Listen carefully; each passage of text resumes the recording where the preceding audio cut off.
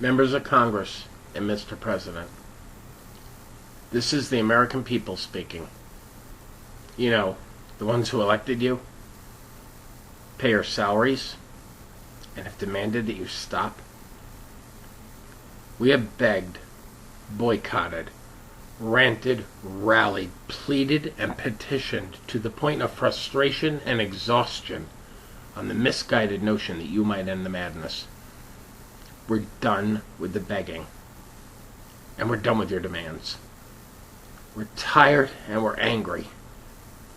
We're tired of being handled, lied to, manipulated, and focus grouped. We are tired of the alliance between you and every group or individual that demands your help.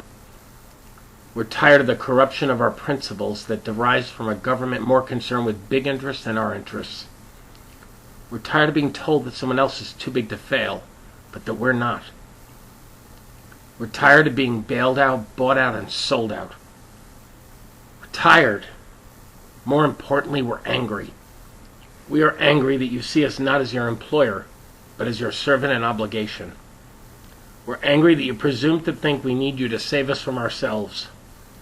We are angry that you assume we are so gullible as to believe the mess our nation is in is anyone else's fault but yours.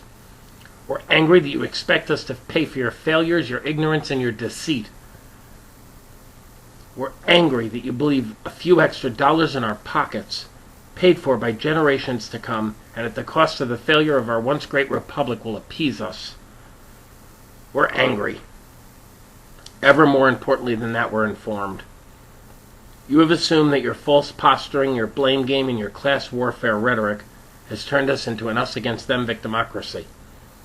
You have seriously underestimated the American resolve and have no clue as to the American spirit.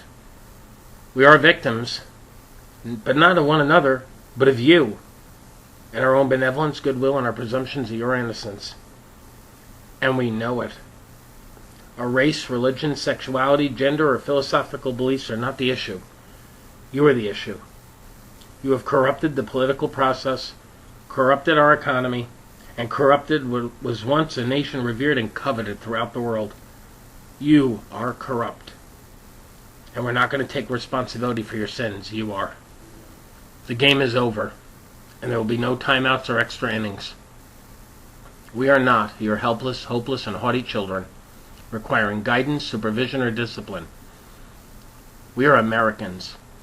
We have survived, prospered, and succeeded on our own merit for over 200 years.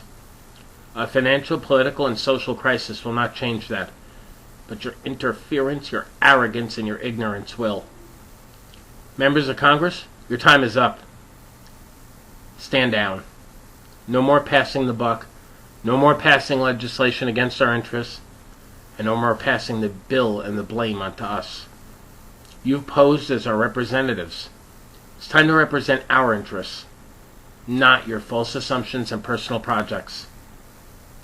Mr. President, stop apologizing for America's success and rewarding your own office's failures.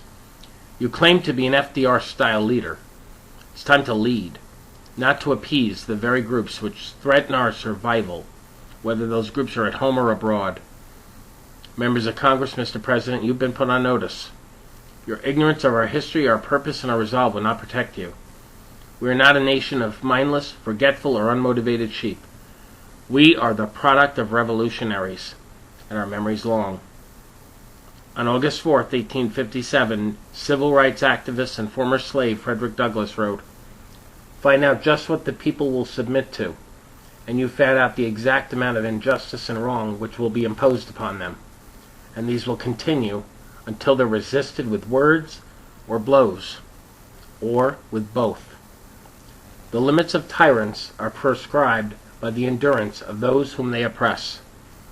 Frederick Douglass, who was brought to our nation in chains, understood the nature of tyranny, but you have assumed for far too long that we don't.